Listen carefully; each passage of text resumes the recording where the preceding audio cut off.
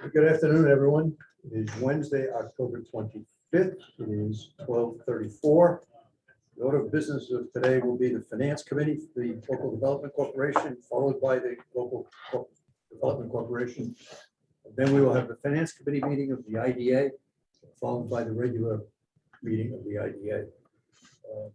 Following board members are present: Frank Trotta, Martin Callahan, and Marie Scheit. Fred Braun, a quorum is present. In addition, Gary Polakowski and Felix Rucci are participating via Zoom due to extraordinary circumstances. Lisa, do you have something you don't have to do that? Okay. We turn it over to Lori then. Okay. Did you want to do the minutes? Okay. Included in your package is the budget for 2023. It's due to be filed by November 1st. So we're in line with that. The budget pretty much is similar to the one that I presented to you previously. We have no projected income other than admin fees and also our interest income. And the expenditures are based on prior year with the adjustment, as I had mentioned previously, with our shared services with the IDA, where we allocate certain expenditures. So there's a net loss projected for the LDC for $102,000 for the year ended 2023. Anybody have any questions? Hearing none, I need a motion to approve the 2023 budget. Motion. Thank you. Frank Trotta. Is there a second? Second. Anne Marie Scheit. On the vote, Mr. Trotter, Yes. Mr. Callahan, Yes. Scheit, Yes. Mr. Grucci, Yes. Polakowski. yes, One votes yes, motion carries. Let me go back to the minutes of our meeting of August 17th. It's sent out to everyone. I need a motion to accept those. So move. Thank you. Second. Same. On the vote, Mr. Trotta, Yes. Mr. Callahan, Yes. Scheit, Yes. Mr. Grucci, Yes. Polakowski. yes. One votes yes, the minutes are accepted. Anything else for the Finance Committee? No, that's all. Hearing That's it. none, motion to adjourn the meeting. So moved. Thank you, Mr. Callahan. Second. Mr. Trotta, on the vote, Mr. Trotta, Yes. Mr. Callahan. Yes. Ms. Scheit, Sure. Mr. Grucci, Yes. Polakowski. Yes. One votes yes. Motion is carried. We are adjourned. To the regular meeting of the Local Development Corporation. It is 12:37. Following board members are present: Mr. Trotter, Mr. Callahan, Ms. Scheit, Mr. Braun. Quorum is present, in addition to which Mr. Grucci and Mr. Polakowski are joining us via Zoom due to extraordinary circumstances. Minutes of our meeting of September 27th have been sent to everyone. I'd like a motion to accept those. Mr. Chairman, Frank Trotta. For a second. Second. Thank you. On the vote, Mr. Trotta, Yes. Mr. Callahan, Yes. Ms. Scheit, Yes. Mr. Grucci, Yes. Polakowski. Yes. Ron votes yes, the minutes have been accepted. Back to you, Lori. Okay, included in your package is the operating results year to date and for the month of August 31st, 2022. The month of August, there was no activity other than just recurring expenditures and interest income for the LDC. So year to date, as of the end of August for the LDC, we have a net loss of $54,000, which is behind projection of $70,000. So we're on target with the financials. Any questions on the financials? The other thing I want to do is read to you a statement that all payroll taxes have been paid timely in accordance with federal and state guidelines. All regulatory reports have been filed in a timely fashion. And lastly, we just presented the budget to the Finance Committee and they approved it. So presenting that same budget that was just approved at the Finance Committee. It's due October 31st with the state. Any questions? We need a motion to accept the recommendation of the Finance Committee and give, excuse me, Lori, the authority to file that with the state. So moved. Moved by Callahan. Second, Second. Anne Marie Scheit. thank you. On the vote, Mr. Trotta, Yes. Mr. Callahan, Yes. Mr. Scheit, Yes. Mr. Grucci, Yes. Polakowski. yes, Votes yes, that motion is approved. Just one other thing, our next meeting, the LDC is November 16th. It was originally scheduled for 9 o'clock. We need a motion to change that to 12:30. A motion? So moved. Thank you, Mr. Grucci. The second, Second. thank you. On the vote, Mr. Trotta, Yes. Mr. Callahan. Yes. Mr. Scheit, Yes. Mr. Grucci, Yes. Polakowski. yes, One votes yes. The time of the meeting has changed. Now I need a motion to adjourn the meeting of the Local Development Corporation. So moved. Thank you. Second to field. On the vote, Mr. Trotta, Yes. Callahan, Yes. Mr. Scheit, Yes. Mr. Grucci, Yes. Polakowski. yes. One votes yes. We are adjourned. It is now 12:40. We will open the meeting of the Industrial Development Agency's Finance Committee. Following board members are present: Mr. Trotta, Mr. Callahan, Mr. Scheit, Mr. Braun, and via Zoom due to special circumstances or extraordinary circumstances, Mr. Grucci and Mr. Polakowski. One is present. Thank you. That's important. All right, the minutes of our August 17th meeting have also been sent to everyone. Motion to accept those. So move. I'll second it. On the vote, Mr. Trotta, Yes. Mr. Callahan. Yes. Mr. Scheit, Yes. Mr. Grucci, Yes. Polakowski. Yes, Mr. Braun votes yes. Minutes are accepted. Lori? Okay, included in your package is an updated draft of the budget that was previously presented. This is in final form because pending your approval, it's due to be filed with the state by October 31st. Just to review with you, we discussed previously the revenue. There's a component of known projects and a component of unknown projects. The annual pilot fees have been increased because we changed our pilot annual fee from 1,000 to 2,000 2 years ago. We're seeing the effect of that now. Also, we had additional closings. That's coming through. Any other questions on any of the other expenditures in the budget? Hearing none. Entertain a motion to accept the Motion. 2023 budget for the Industrial Development Agency. Motion Frank Trotta. Is there a second? Second. Sorry, Felix. On the vote, Mr. Trotta, Yes. Callahan, Yes. Mr. Scheit, Yes. Mr. Grucci, Yes. Polakowski. yes, One votes yes. Budget is accepted by the Finance Committee. Anything else for the Finance Committee? In which case, I'll entertain a motion to adjourn. Motion Thank you. Frank Well, Trotta. is there a second? Second. On the vote, Mr. Trotta, Yes. Callahan, Yes. Mr. Scheit, Yes. Grucci, Yes. Polakowski. yes. One votes yes, we're adjourned. It's now 12:43, and we will open a regularly scheduled meeting of the Industrial Development Agency. Following board members are present. Trotta, Yes. no, we didn't vote yet. No, I know we did. I thought we were, saying, That's right. we're here. Mr. Callahan is here. I was Yes. on to that. Oh, Mr. Braun, we do have a quorum. In addition, Mr. Grucci and Mr. Polakowski are joining via Zoom due to extraordinary circumstances. The minutes of our meeting of September 27th have been sent to everyone. I need a motion to accept those. So move. Second. Everybody jump in at once. I heard someone. I'll second it. Are there any questions? No. Hearing none. Mr. Trotta, Yes. Mr. Callahan? Yes. Mr. Scheit? Yes. Mr. Grucci? Yes. Mr. Polakowski? Yes. Votes yes, the minutes are accepted. Lori, back to you. Okay, included in your package is the IDA operating results year-to-date and for the month of August. I want to mention in the month of August, we did have 2 closings. We also had 2 application fees that are included in revenue. And also in the other revenue, we had some mortgage modifications and some subtenant income. So net for the month, we almost broke even, or a few $1,000s ahead for the month, but year to date, we're behind 22,000 as compared to our budget. Any questions?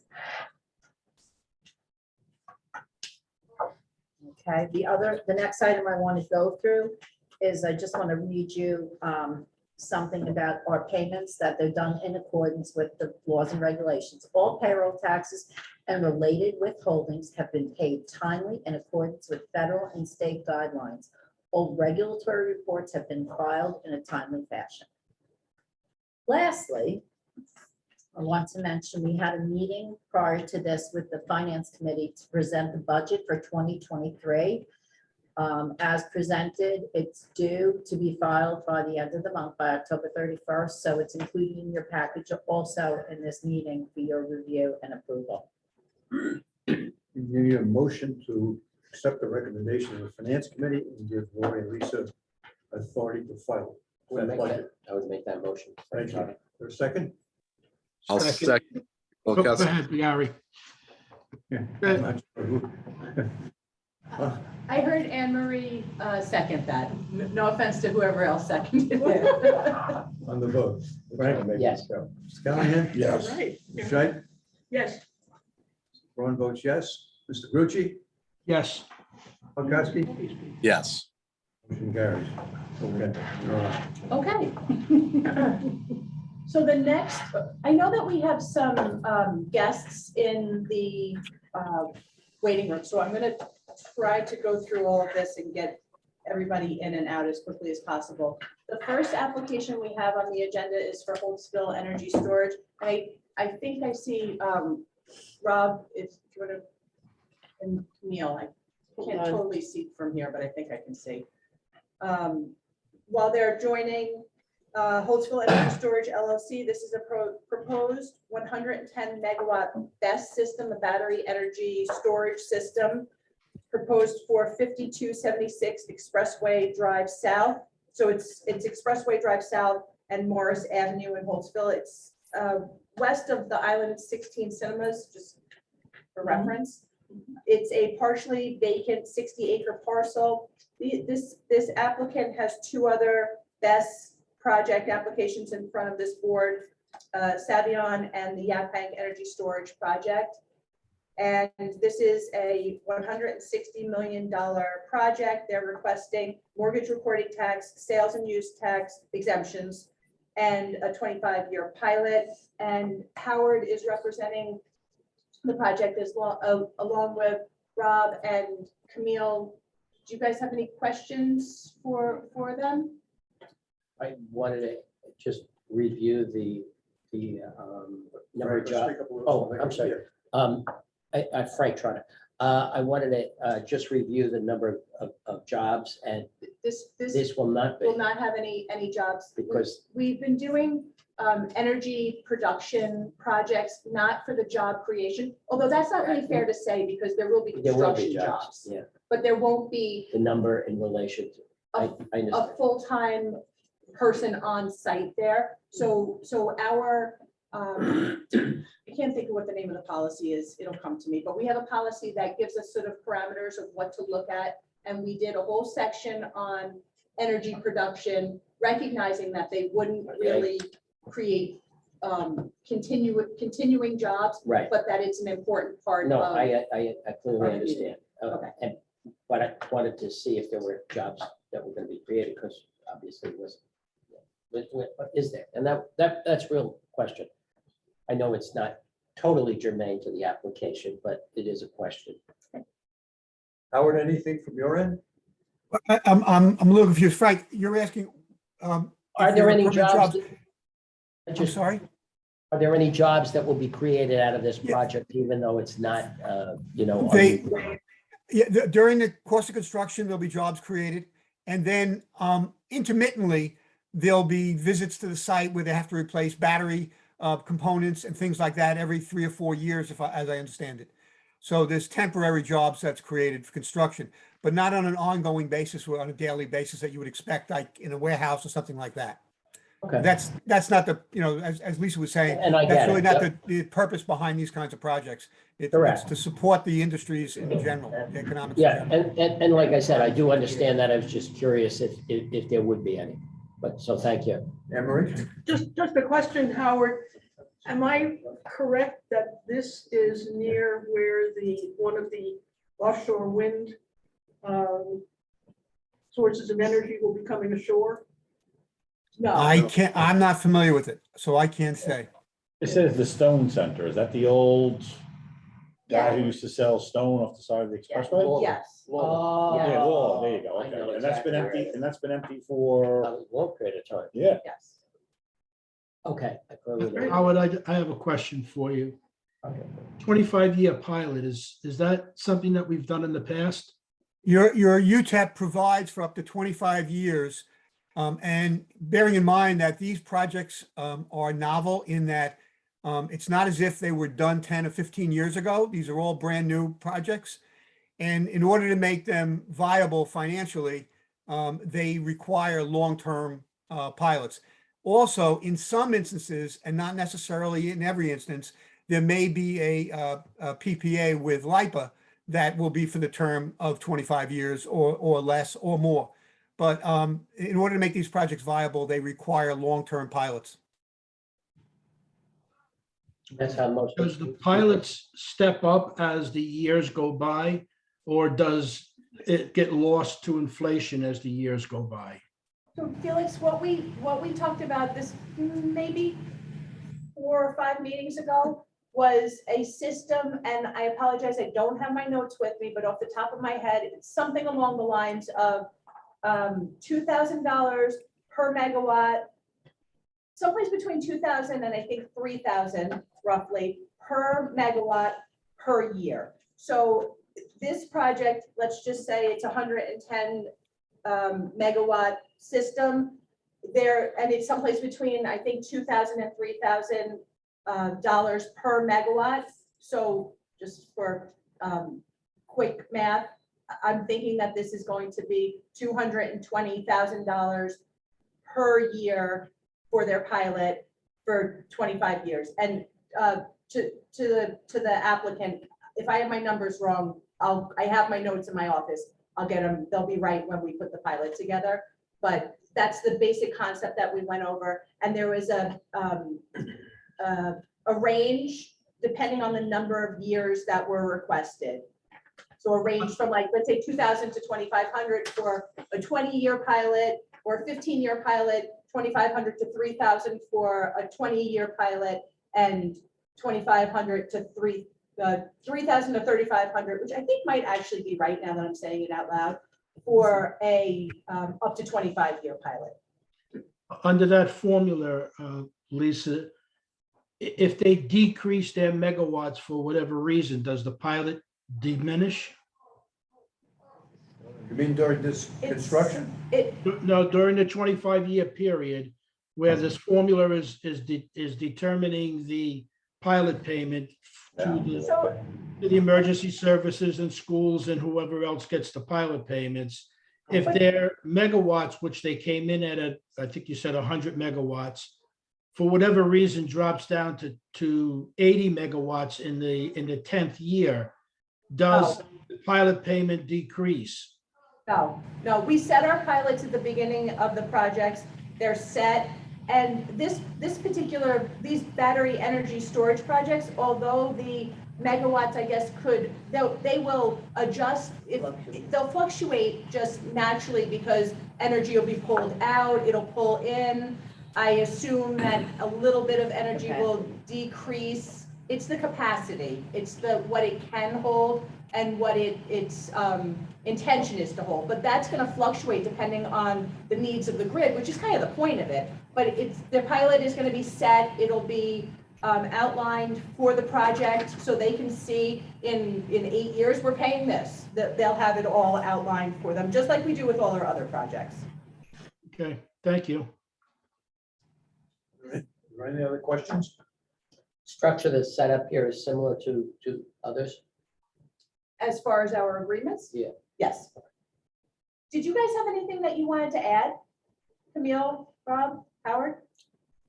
No, I was just gonna mention, the 110 megawatts refers to the installed capacity. So any energy fluctuations that you would see produced by that would not change, like Lisa confirmed, would not change the pilot terms. But that's it for me. Thank you, Camille. Does the board have a motion to accept the application? Frank Trot, I would ask. for the motion. For a second, I'll second it. Gary Polakowski. Gary, on the vote, Mr. Trotta, Yes, Mr. Callahan, Yes. Scheit, Yes. Mr. Grucci, Yes, Polakowski. Yes. One vote yes, the application is accepted. Thank you very much. Thank you. Thank you for your time. Thank you, everyone. Thank you. So the next item on the agenda is Hydro Metals Holding LLC, Boilermatic Welding Industries. I think I Marty have to has. recuse myself. Yes, I'm sorry. Yeah, Okay. yeah, the client who owns it, sorry. I've asked Mr. Cole to come over. Okay, thank you. I do So- not see Dan. How do we pronounce his name? Well, I don't know, I'm not sure. I don't see that on there either. Okay, so the next item on the agenda is a request for consent to assign the benefits from the Coast to Coast project, which is 20 Pinehurst Drive. Just to remind the board, this is a project that we did last year, I would say. And Boilermatic is requesting consent to assign the benefits, like I said. They are a mechanical construction company. They're currently leasing a facility in Medford. They are going to retain 56 jobs and create 14 FTEs. They are requesting the pilot that's already been established for Coast to Coast, and they're requesting the sales and use taxes that remain from what Coast to Coast did not use, and just, it was roughly $65,000 in exemption that the board approved, and Coast to Coast has used about $1,100, just over $1,100 worth of exemption. So they're asking for that, what was already approved for them just to be passed on. They're not asking for a mortgage reporting tax, and the pilot is set to start this December. So Coast to Coast came in, never really used the benefits that we offered, and and transfer. yes, the transfer. Amy, who's on the call from the company? Mr. Cole? Yes, ma'am. Is it Pole or Pole? Excuse me. Poll, P-O-L-E. Does anyone have any questions for the applicant? My only question is a very simple one. It really has nothing to do with the project. I reviewed the financials this morning, which are very strong. Was the PPP, the second PPP loan forgiven? As of today, no, it's in with M&T Bank for review now. Okay, thank you. So this is, we're gonna have to hold a public hearing for this. So this is just accepting the application and having me set the public hearing. I'll make the motion. Thank you, Felix. Is there a second Second, Gary Polakowski. on the vote? Mr. Trotta? Yes, Right? Yes. Mr. Grucci? Yes, One votes yes, the application is accepted, and the record should show that Mr. Callahan recused himself from the discussion. of the vote. Grab them? Yeah, I do. Thank you. Thank you. Thank you. The next item on the agenda is 10 Donald's Way LLC. I've heard that.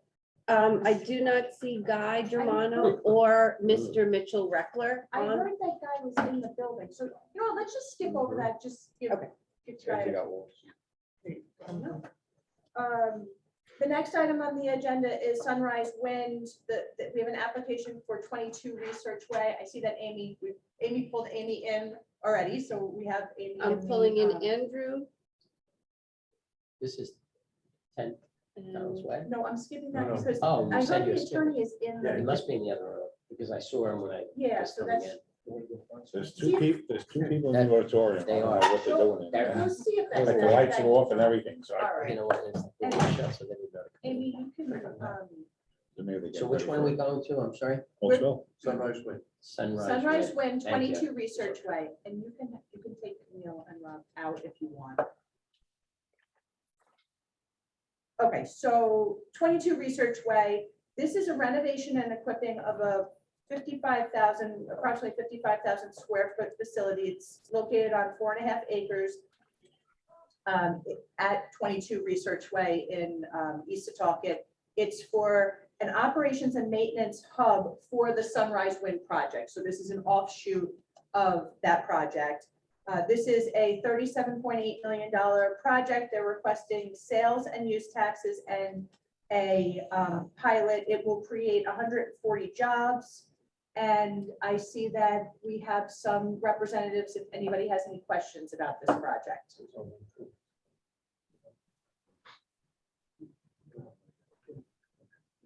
And I think. Amy, I'm yes. sorry. Go ahead. Hi, I just wanted to, before the questions, I need to make one correction. We had actually a Scrivener's error on the application on the job count. So the total job count is 65 that starts right away in year one after completion. And then that is the static number. So we'll have to just submit a slip page to correct that. And I think that's number that we previously referenced. I think it happened as we transcribed the application from the agency's older form to the new form, as we have been working on it for a while. I also just wanted to add that, as you know, this application is a separate and distinct application from Sunrise Wind's pending application in front of the agency for the export cable project, with respect to which we actually participated in a public hearing that the agency put on yesterday. And this project, even though it is related, is a separate and distinct one. And as Lisa described, it is for the O&M facility that will be a state-of-the-art facility that will, have various uses, including warehouse space, office space, and the control room for the actual offshore wind facility. And I'll stop right there. So it's not just training, it's a control room as well. That is correct. Felix, did you have a question? Yeah, I did. Part of it, I think, has been answered. From the name, I assume that this is a wind farm. That's what we're discussing. That is correct. So this is the Sunrise LLC offshore wind farm, in connection with which the onshore cable expert project is a pending project in front of the IDA that we have been discussing for quite some time now. The original application on that came in April of 2015, and I'm sorry, April 15, 2021, and the agency actually just did accept an update on that application at its board meeting in September. So this is a related but separate project. The applicant is the same, and this project relates just to the O&M operation and maintenance facility that will serve the overall wind farm and export cable project. Andrew, I think the board would be interested in knowing a timetable as to when construction might start, the offshore facilities. So on that, I will defer to, I believe Amy Ellis is on the line with representing Sunrise. But before Amy answers that question, I can say that with respect to the O&M facility and the renovations, that work is expected to start very soon, if even possible by the end of the year, assuming we would be able to get a public hearing on this project and ultimately final approval. But on the overall wind project, Amy, I'm not sure if you're on the line, whether you can answer that. Sure. So for Sunrise, as of right now, the projected schedule for construction is the end of 2023. And we're anticipating production as well as at the end of 2025. So as of right now, that's our anticipated schedule. Thank you. Any other questions on the board? Yeah. Just with regard to the employment data that's in the application, it says full-time 50. Is that what you were referring to as 65? That I think is the number of the residents within the area. That's the 50 out of the 65 that the commitment is being made to. And the overall number at this time, the commitment is expected to be 65. It was 140. They shouldn't have added the. So it's 65 and not 140. Yes. That's where I was. That getting is at. correct. Okay. That is correct. And the 50 is the area residents. And again, these are commitments based on expectations. So if you would just send the correction on that page, that would be Yep, good. absolutely. We'll do that. I had one question. Is this at the old Holtzville, not Holtzville, I'm trying to think at the end of Research Way, there used to be like a gas terminal? Is that what it is? No, this is a freestanding building. This is just, I'm gonna call it an office building. I know that's not right, but it's like an office building for them to have their operations and maintenance Okay, in. no, From the exterior, it just looks like a Oh, regular. okay, because you ever go down Research Way, at the end on, you know what I'm talking about, right? Yeah. At the Yeah, end on the that's right-hand different. side, there was something years ago Yeah. where they were, you know, with This the oil is tanks. inside the Stony Brook Technology Yes. Center. Okay, all right. Yes, Where is the actual turbines? in the ocean, off Montauk Point. They're Yes. 30 miles offshore. And Off of Montauk, so 30 miles off Montauk. And yeah, so again, they'll be, well, we are expecting production, in 2025 of this offshore wind farm. So just for everybody's clarity, we have two applications.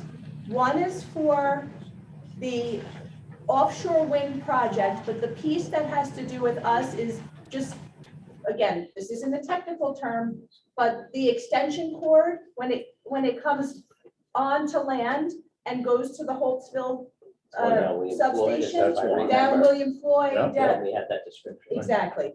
That's the portion that we're involved with for the Sunrise Wind Project. And then separate and apart from that, we have an application right now for 22 Research Way for their operations and maintenance facility. So it's two separate, I'm gonna ask you to look at each project as standalone separate projects. And right now, the piece that we're looking at is 22 Research Way. Gotcha. If there are no further questions, Does the other project rely upon this project moving forward? It doesn't necessarily rely upon, but this is an important component and certainly related to the other project. But yes, in a sense that the applicant is hoping to commence construction, renovation, and equipping of this component that in a sense is necessary to be in place for the other piece. Gotcha. Thank you.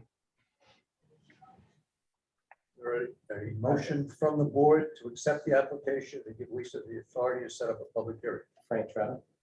Anne Marie? Thank you. On the vote, Mr. Trotta? Yes. Mr. Callahan? Yes. Mr. Strike? Yes. Mr. Grucci? Yes. Polkowski? Yes. Votes yes, the motion is carried.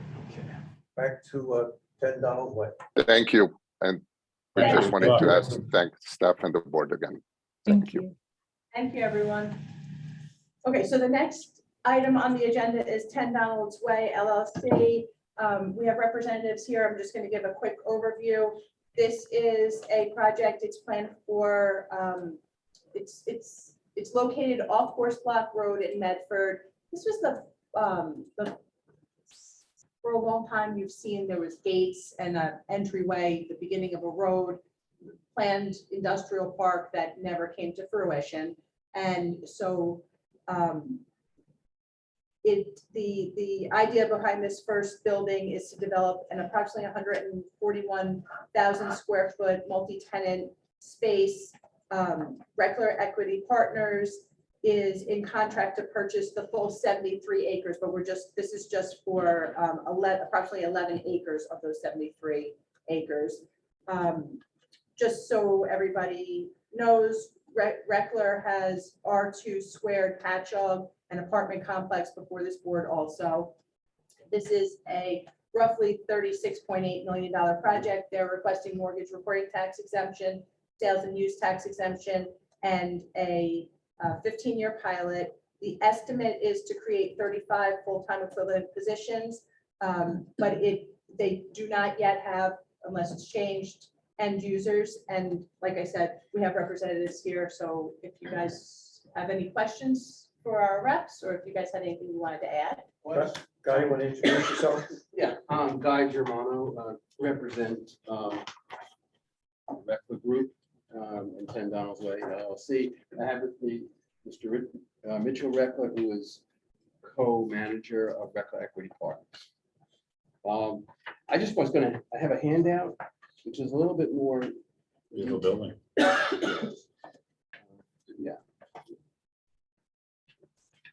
And we sent the drawings in the packet, so. Yeah. Well, some of them, it just wanted to. There's more? Okay, good. Yeah, there's two more in here, which I'll just refer you to.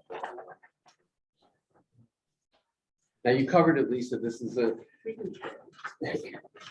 if you'll flip to the last page, the fourth page, I have an aerial photograph which shows the existing conditions. And highlighted in blue is the 11-acre area that we received subdivision approval from the planning board for already. And all the area that you see in green here with the trees, that is the old industrial park. And there's a road running through it, National Boulevard. That's what it previously called 10 Donald's Way now. And that is has to be repaired. And this is only a portion of it. This goes back another 30, 40 acres. And you can see that it's adjacent to Munsell Road on one side, and then you have some industrial and housing on the other side. There's a 100-foot buffer that is covenanted along the house, opposite the house. So that's already there. And so this is the area that we're going to redo, the entire area. We note that Munsell Road has a town provided for an overlay district for Munsell Road in order to try and renovate that area, and the town has actually gone in and they're making improvements, and they're doing, I guess, code enforcement to try and improve the area. The other, so we have a picture of the building, then you have the site plan. Next page, site plan. And that shows you the building and the buffers around the building that are required. And we've got some relief from the VBA with regard to setbacks, setback relaxations, and where we can place the signs. We are scheduled to go to the planning board for site plan approval in the middle of November. And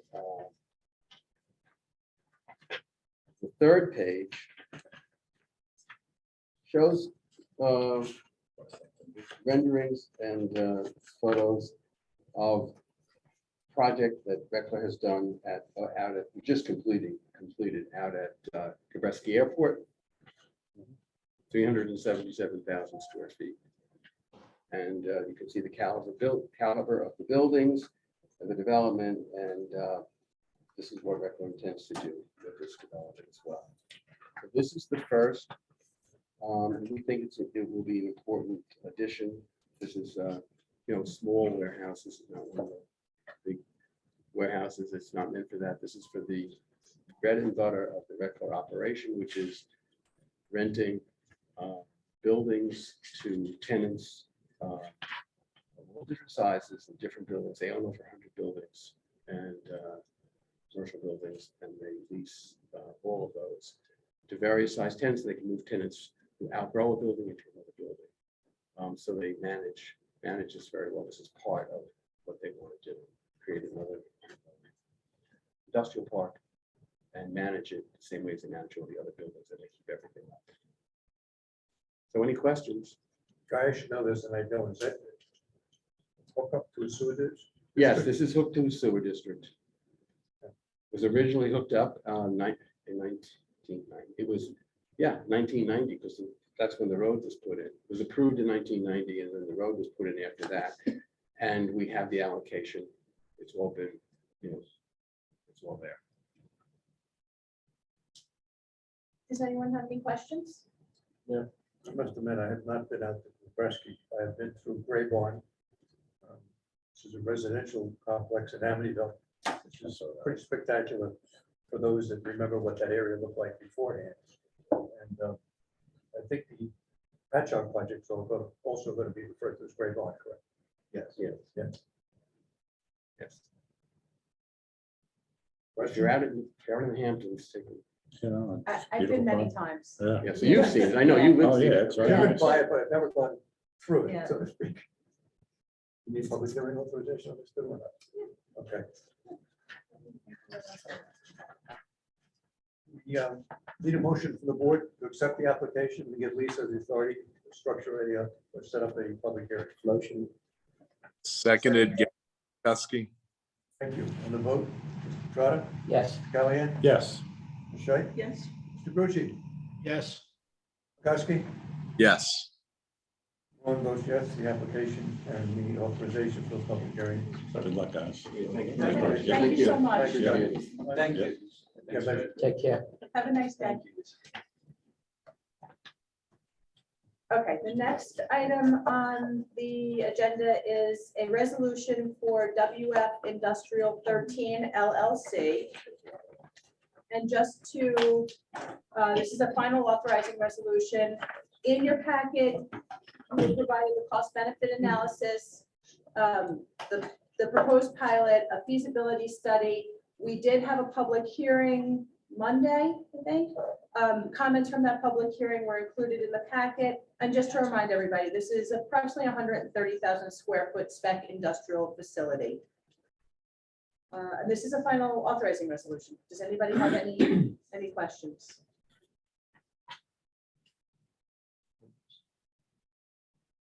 Terrence, speak up if you have anything you want to add.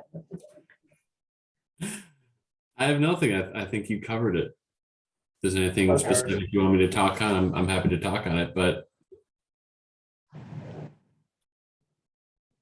And we have counsel, Dan Baker's here, and I think his client, if anybody has any questions of the project. Oh, and just to let you know, we were having some technical issues before.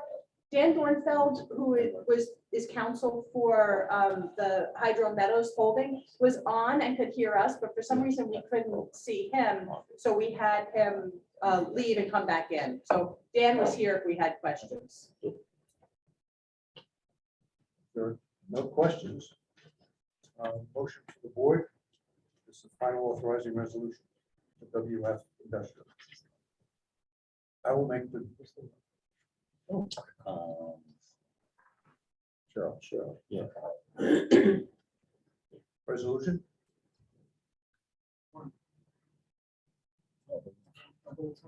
I will make it. Is there a second? Is there a second? Second. Thank you. On the vote, Mr. Trotta? Yes. Mr. Callahan? Yes. Ms. Scheit? Yes. Mr. Brucci? Yes. Polkowski? Yes. One votes yes. Sorry, Fred, we were just. Resolution is approved. Okay, Thank you all. Thanks, Thank Dan. Thank you. Next item on the agenda is MDS Building Ventures.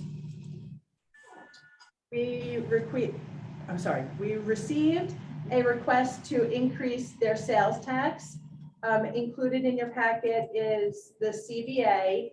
There was a public hearing. Maybe that was Monday? I'm a little confused about when I'm doing these public hearings. No, like a week ago, we did the public hearing. There were no The comments. 18th. I'm Lisa, I sorry, think it was on the 18th. the 18th? Okay. There were no comments, and just to remind everybody, this is a this is a warehouse distribution facility that is being built to support another one of our projects, the MS Packaging facility on Zorn Boulevard. This is actually in the Shirley Industrial Park. And as the letter explains, their costs for doing the project increased, so they have asked us to increase the sales tax. How much of an increase are they asking for? Yeah, Felix, I knew you were gonna ask that when I didn't write it down. Lisa, if I Hold on. may, I have the Yes. information handy if you want it. Thank you, Howard. You know what I'm saying? So we gave sales tax exemptions to both the real estate company and the operating company.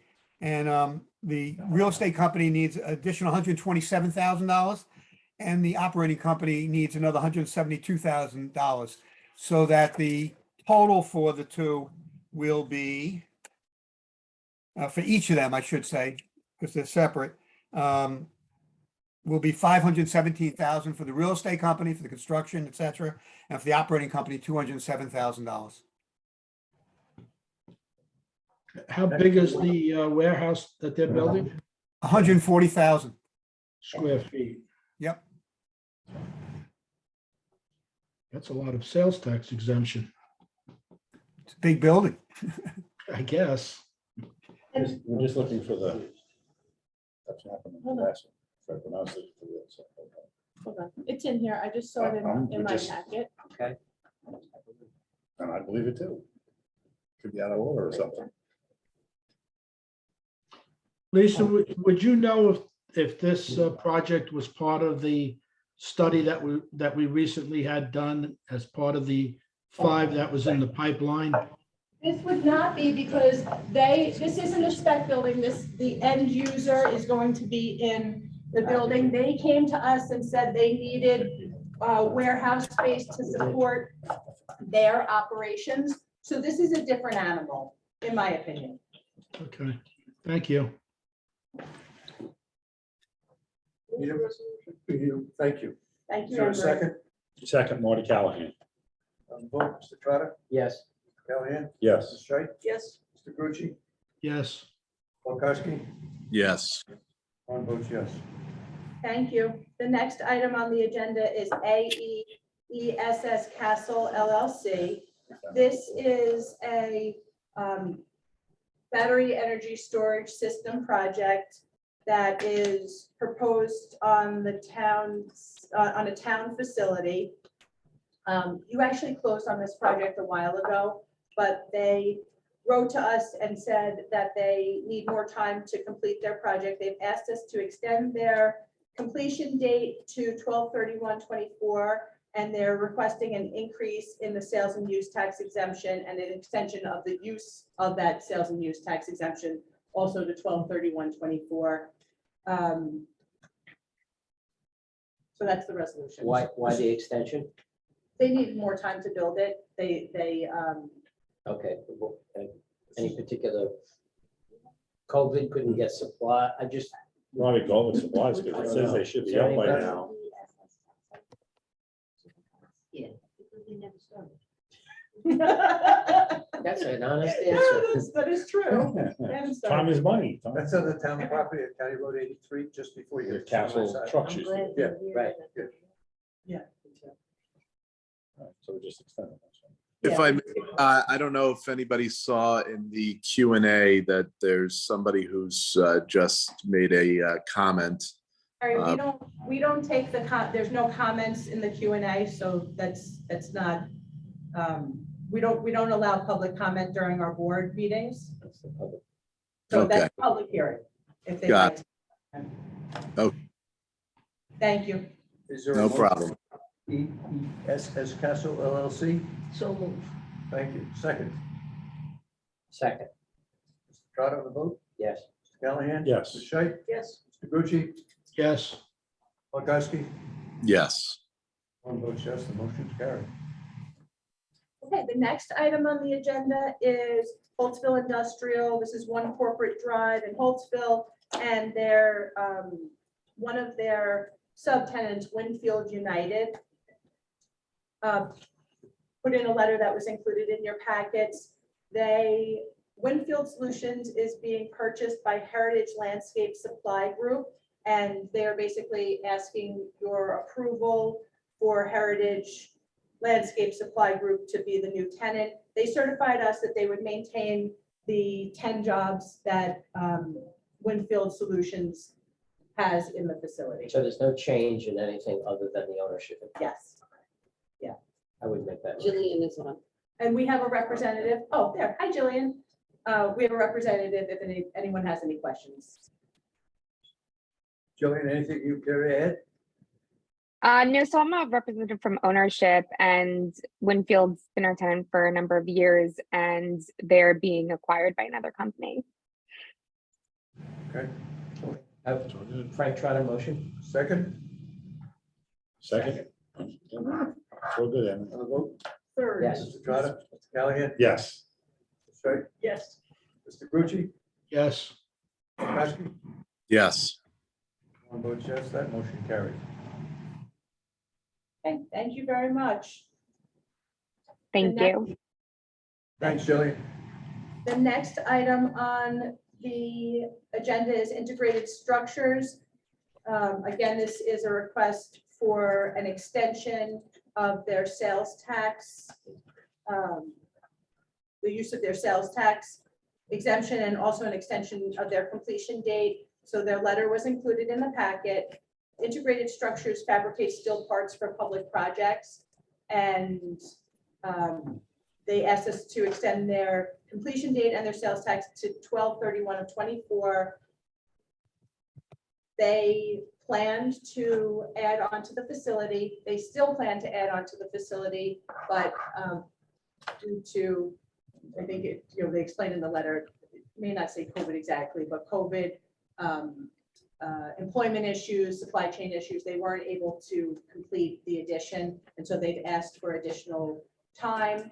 And they also have mentioned to us that they are not yet meeting their job creation numbers, but I think that's, it's good to be aware of, but I don't think there's anything this board has to do right now because their job creation numbers don't actually start until they hit their completion date. So they have some more time. And I think, do we have Dan, is Dan on there? He's up. So Dan he was with us for the last applicant, and now he's, although we couldn't see him, and now he's with us for this applicant. So if you guys have any questions for Dan, please let So me the know. only thing that is being asked of us is to change the completion date from 22 to 24, December 31st to Yes. 24, from December 31st to 22. Is that correct? Extend the completion and the sales. And Sales and I'm tax sorry.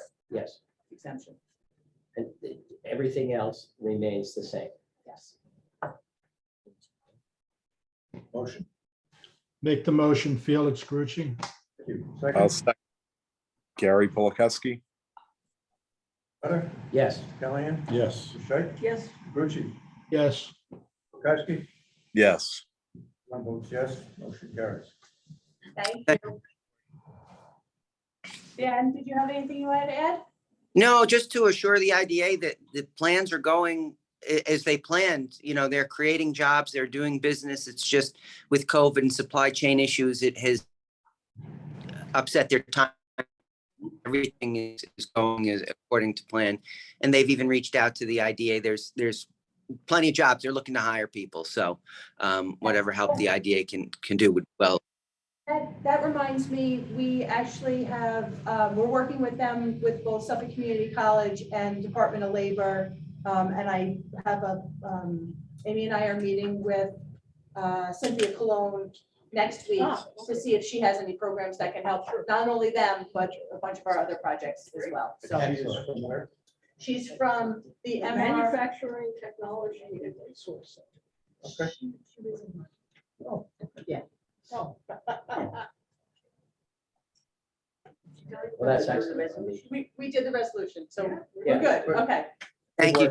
I'm happy to hear that you're working with Thank you, Dan. both the community college and the university. I know you do, but they don't necessarily know that, so happy to hear that at a public meeting. I'm trying to do a better job of saying this to you guys. I Right. take it for granted. Well, that sometimes know. you know, yeah, It's how- we know it's recorded, whatever, but Yeah. it's nice to hear it out in the public so that they're aware of the networking that this board does in relation to the community and trying to attach jobs to people that are looking for Yeah. individuals. And some of these are technical areas that, they need some help in. And so it's a help both to the employer and to the institution. So thank you. Yes, it's our pleasure. It is a win. Yes. Everybody wins, yes. So the next item on the agenda is Global Food Solutions. So this is a little bit outside of our norm in that I am asking Global Food Solutions to come in and do a brief presentation because we are expecting an application from them for them to purchase an existing building. We're expecting it hopefully by the end of this week. That's what we talked about. But time is an issue for them. So what we've done this in the past, and what we're proposing to do is that you guys give me the authority to schedule a public hearing. And then at our November meeting, you will accept the application, hear the public hearing comments, and do the final authorizing resolution, which condenses our timeline and allows them to move ahead quicker. We have done this in the past, but I figured since you're gonna get everything and look at it kind of quickly next month, we had the opportunity, the timing was right for them to come in and do a brief presentation about what they're proposing. So I want to turn it over to the applicant and counsel. Good afternoon, Howie Stein. I'm a partner at Tillman Ballin. I'm representing Global Foods. Recently, Friday, we signed the contract to buy 905 Waverly Avenue in Holtzville, a 50,000 square foot warehouse. Client will tell you, Michael Levine, who's the CEO of Global Foods, will tell you a little bit about his company. But we would like to, as Lisa had said, we'd like to move forward in setting up a public hearing. We're on a tight time schedule with the sellers and our contingency for getting IDA approval.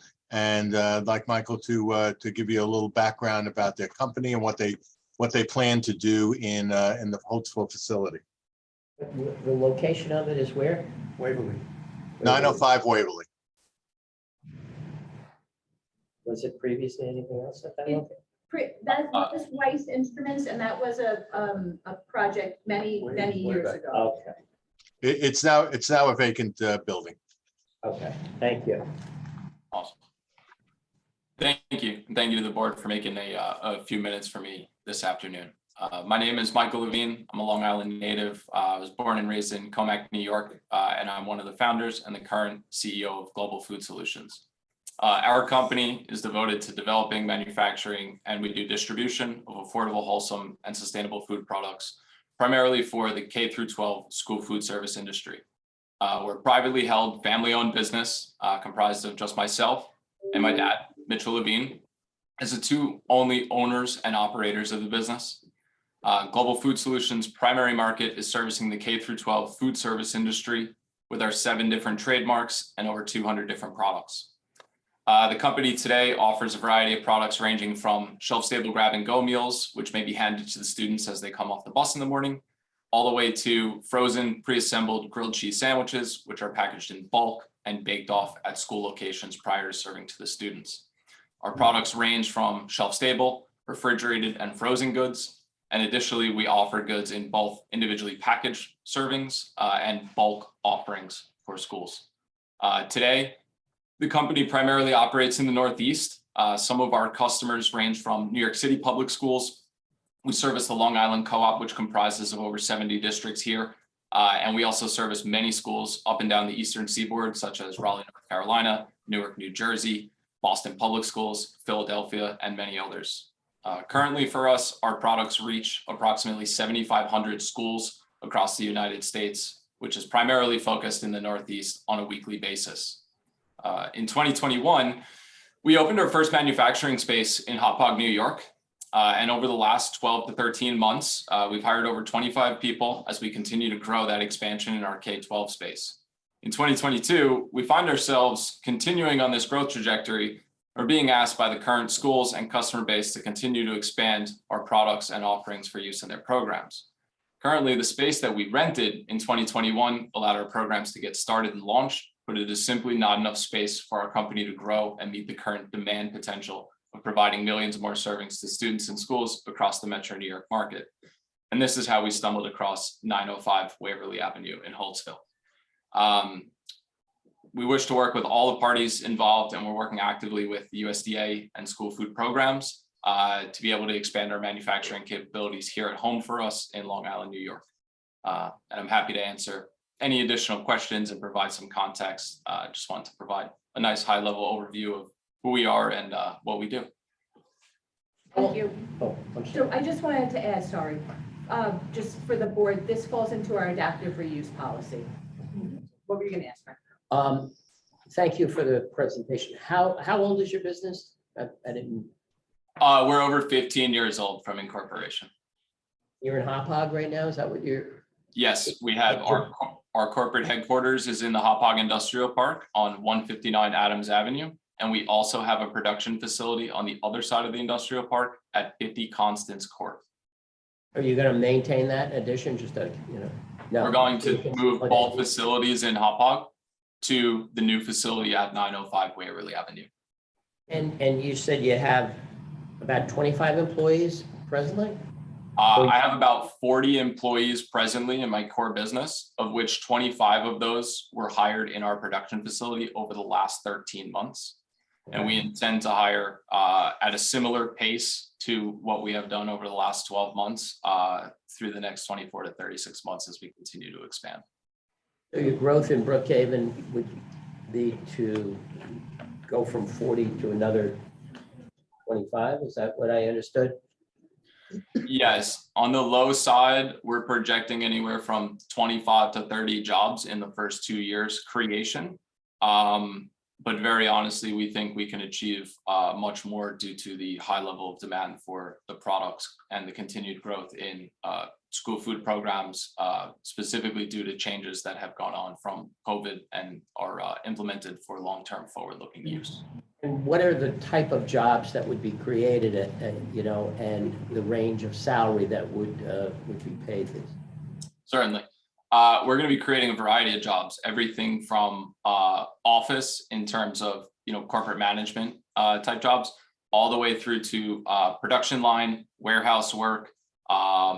We're, like we've done with our current facility, we're going to be training all employees on food safety and compliance and growing them into new positions in the company, as well as warehouse staff, forklift operators, and skilled technicians such as equipment specialists to support the variety of different production lines that we'll have in the facility. Thank you. Michael, I know Can you you're part of describe the activity that'll take place in the building? Certainly. So some of the activities, especially in the early days that will take place, is going to be very similar to what we're doing here in Hauppauge at our facility today. A large amount of the things that we're producing here in Hauppauge are shelf-stable meals, bowl of cereal, juice box, graham cracker, napkin and spoon kit that gets wrapped in a branded printed film, and those get handed to the kids. Some of them are used for lunch, some are used for breakfast, after school snacks, weekend feeding programs, and things of that nature. We also manufacture sandwiches today at our current facility. We're under contract this year to produce 4 million sandwiches for New York City public schools. And next year, we anticipate an allocation of commodities that should put that number at about 10 million sandwiches. So for us, a lot of what we're doing is going to be rolling our current approximately 15,000 square feet of warehouse and production facility into this new one, which is 50,000 square feet, so that we can continue to grow a lot of the things that we're currently doing today, and then expand the company's opportunities and capabilities with new resources and space that I don't have available to me today. So, as you describe your operation, and correct me if I'm wrong, what I'm envisioning is some kind of an assembly line where people are putting together food products, packaging it, putting it in boxes, putting it into trucks and shipping it out. Do you do any cooking on site? We do not currently do any cooking on site. Do you have hot meals that you distribute as well? We distribute frozen. A lot of our product and some of the meals are frozen, but designed to be heated by the customer or our end user operator. So while we ship frozen and maintain them frozen through the supply chain, many of our products are designed to be cooked and heated. Examples of that might be breakfast sandwiches that we assemble or grilled cheese sandwiches and things of that nature.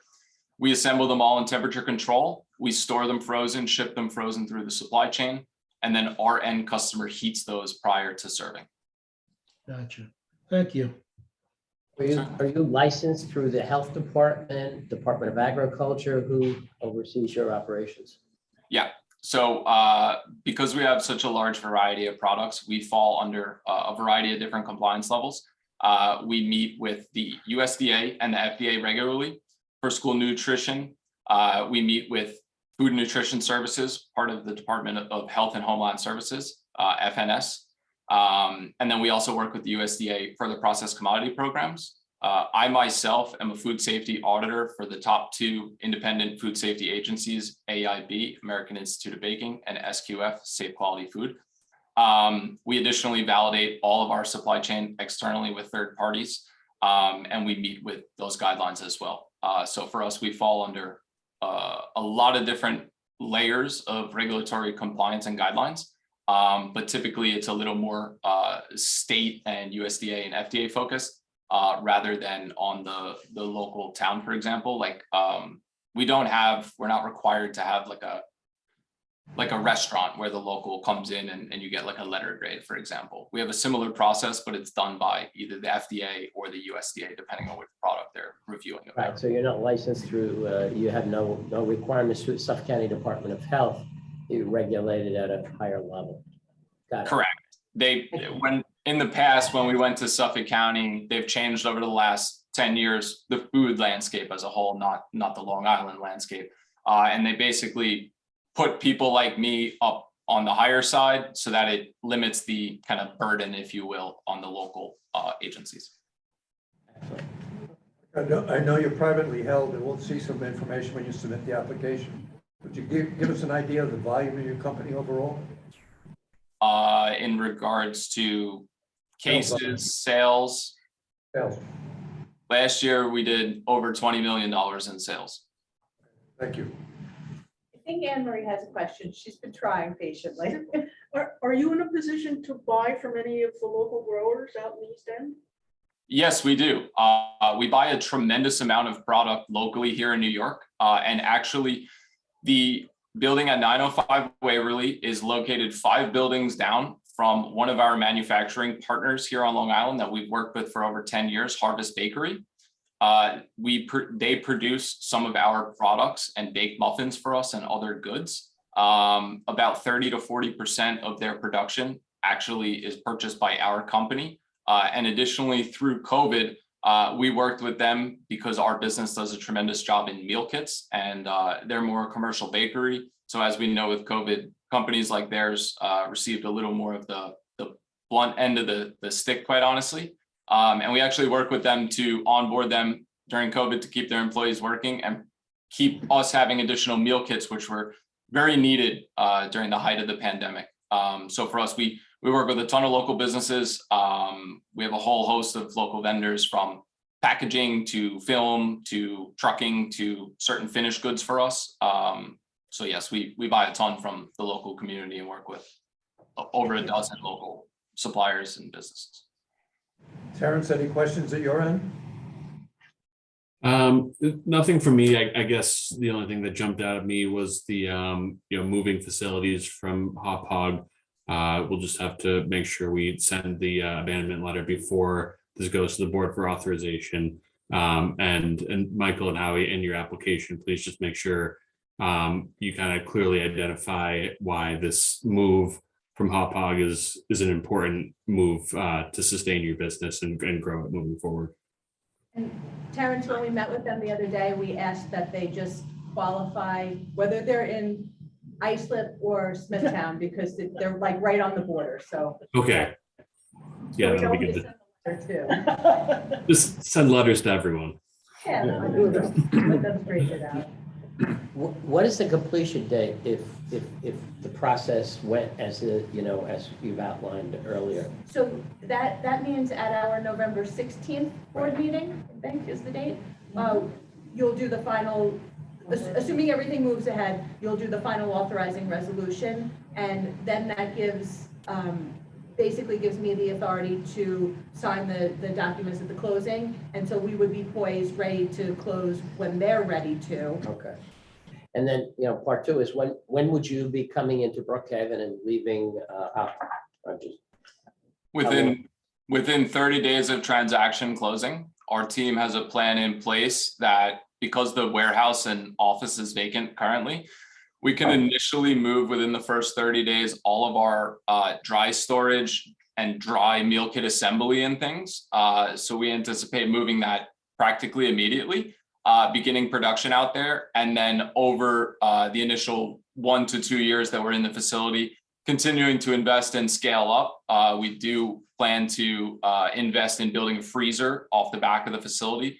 It does not currently have a freezer, though it does have temperature controlled rooms in the facility. So I'm halfway there. But we will have to add a couple of things in terms of some of that additional capacity. But we do intend to be in and operating within 30 days of closing. Was you need planning board approval? We're going to need planning board approval for the outside freezer.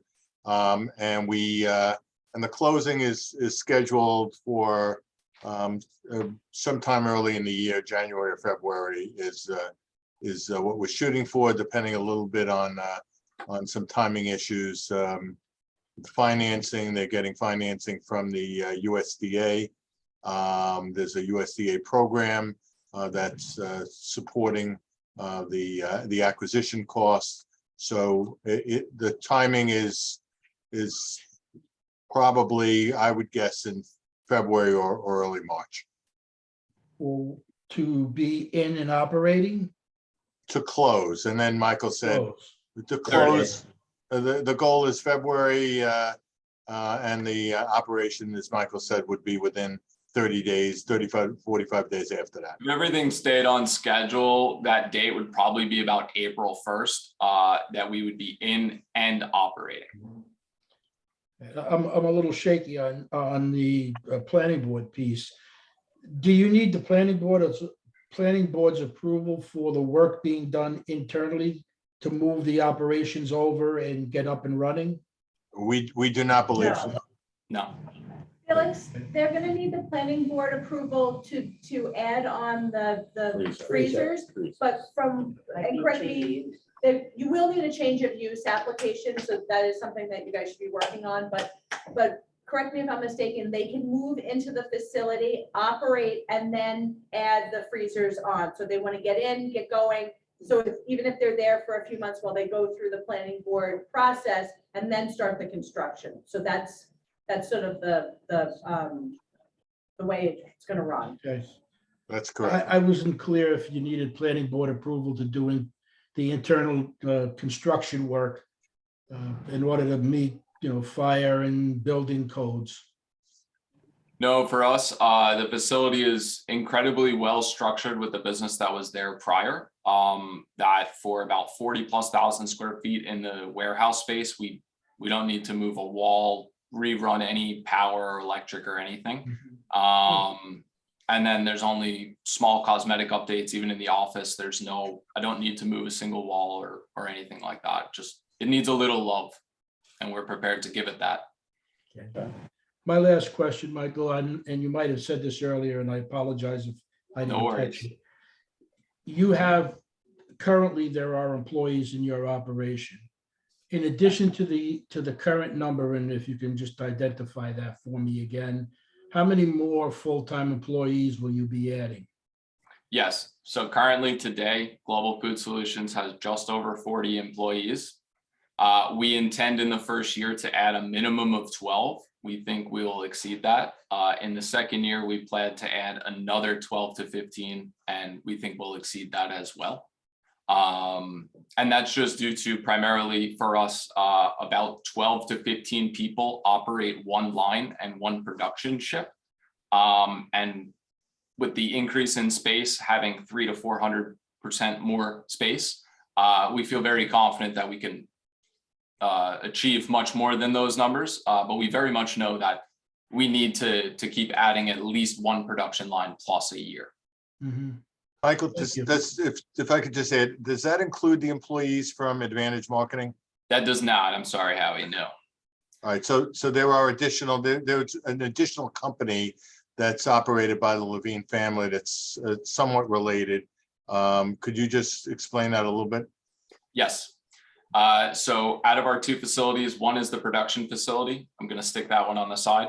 Our other facility, our corporate headquarters, is shared between my business, Global Food Solutions, and our partner company, but there's no equity partner. It's just a friendly family relationship. My dad has equity in both companies. Advantage Food Marketing is a food service brokerage here in Metro New York. It's existed for 35 years, and they have approximately 30 employees as well. We have shared our corporate headquarters between the two companies for over 10 years now, and we will be sharing the new corporate headquarters at 905 Waverly. So there are approximately 35 jobs in Advantage Food Marketing that would additionally be moving to the facility. So 30 jobs from Advantage, about 40 jobs from Global, all current. And then we would be adding 12 to 15 in year one and 12 to 15 again in year two. But the 30 that you're referring to already exists, and they will be moving over from your facility. Sorry, I don't remember where you said it was, but from the current facility to Brookhaven. Yes. And then on top of that, you'll add an additional 12 per year to the office staff. To the office and production. Yeah. Okay. And Felix, this will all be outlined in the application when we get it. All right. Just trying to get a handle. Does anybody have any other questions? No, I think that was a great overview to prepare us for. But we need a motion for us to be able to schedule a public hearing. And you'll look at the application at the November meeting. If we need to ahead of time, Lisa and I will look at that application as well. And Terrence will be involved. He'll review the application, or Bill, or somebody from Nixon. It's yours, Terrence. So may I? I'll make Gary. Thank you, Gary. Is there a second? Second. All right. On the vote, Mr. Trotter? Yes. Mr. Callahan? Yes. Ms. Choi? Yes. Mr. Grucci? Yes. Polakowski? Yes. One vote yes. Motion is carried. Good luck. Sounds like a great project. Yes. Good luck. Yeah, thank you for your assistance. Thank you, everybody. We genuinely appreciate it. Thank Taking you. an empty building and. Yep. Yeah. Yeah. Good start. Okay, so we have, the next item on the agenda is the Small Business Committee that we talked about forming, and I think, did you want to say? Yeah, I'm not, yes, I do. You know, this kind of evolves from some of the board assessment forms that have come through the last several years. Kicked it around a number of different times, beginning in the middle of COVID. We talked about loan programs. Gary, you may want to say something because I think you're the one that kind of spearheaded this whole. And I think initiative. I was in trouble there, yes. And my coworker was there too. Yeah, I think both Frank and I had recommended that, you know, I think it's important that we avail our, you know, our agency in a way to smaller businesses that we haven't yet done so from a marketing standpoint, as well as, you know, just to be able to share the features of what, you know, the IDA can offer. the more that we can extend ourselves to the community and educate them as to some of the different programs available to them through us. Perhaps even creating programs that may be more targeted towards our small businesses. I think that would be very helpful. So a committee doing that would be would be great. Are you volunteering for this committee? Absolutely. Happy to chair it as well if you'd like. Yeah, I wanted to say, and I'd be happy to be able to. I think it's important that, I think it's helpful for us to be a helpful hand to small business. And that may be just directing them in a way that that makes it a little bit more friendly for them to do business or to find things that are already out there. We're not, in many cases, trying to replicate what's being done, but sometimes guiding people. And as much as, Lisa and staff do outreach before Chamber of Commerce's and those kinds of things, I think that this will be extremely helpful, needed, and I think people will appreciate anything that we can do to help guide them. It may just be that they need something from the town and they're not sure how to access that, and knowing that they have a friendly face that's trying to help them and guide them.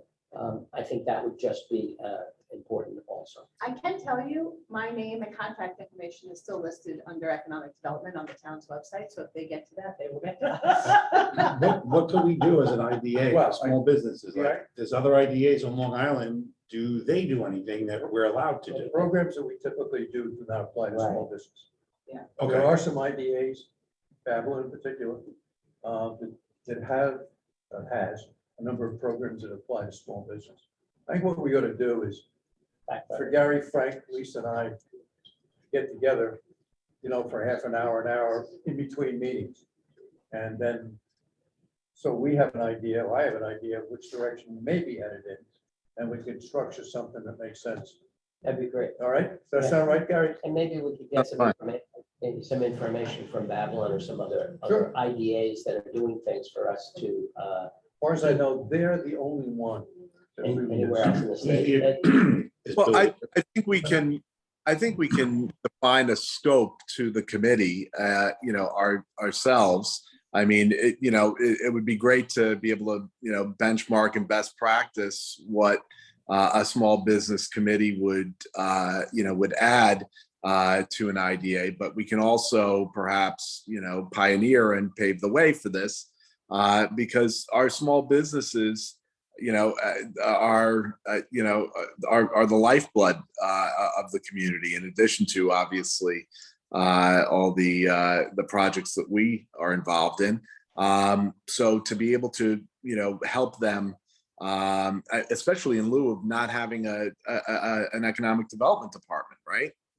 Anything that we can do to, for outreach, I think might be helpful. So we can define that.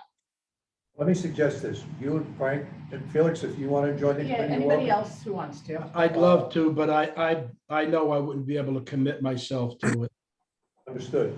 Maybe Gary, you and Frank put your heads together, some kind of a rough outline, so that when the four of us sit down, we're not starting from scratch, and then we'll go from there. And if you could get us anything that is out there from anybody else, Babylon, for example, or any of the other ideas, we can come up with those other stuff for review. But it's always good to.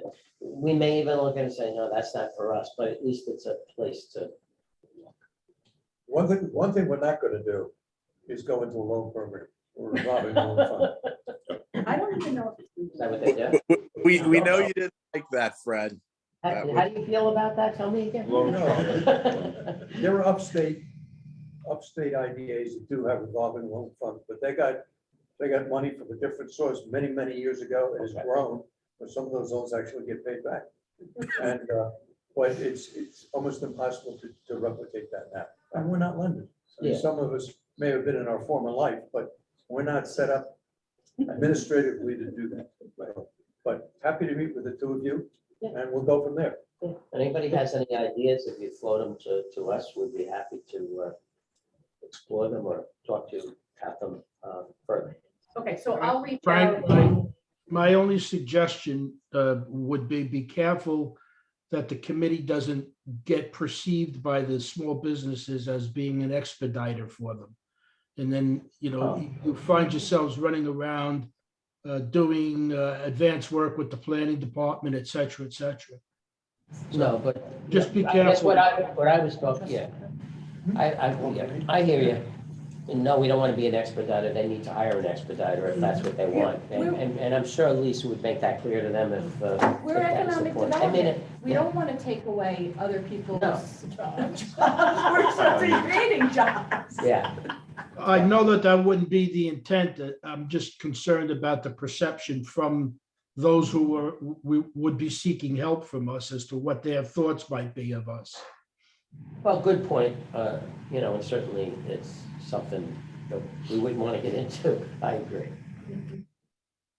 Okay, so we have two other items on the agenda. I'm just quickly, I think we have to officially move the November 16th meeting to 12:30. We did it in the LDC. I think we should officially do it here. I need a motion for that. Motion. I'm good. You guys So- figure it out. It doesn't Do we have a matter. second? On the vote, right? Yes. Yes. Ms. Scheid? Yes. Mr. Grucci? Yes. Malakowski? Yes. Votes yes, we have moved to the time. Okay, and we have one item that we need to discuss in executive session. So I don't know what the best way to do that is. The technology. We need a motion to go to Say when executive you session. come out, you're gonna conduct no further business and then you Okay, awesome. So, Motion to go to executive session. and when you And- come out, you will conduct no further business. did you hear that? Yes. And when we come out, we will conduct no further business, and we're going into executive session to discuss potential lawsuits.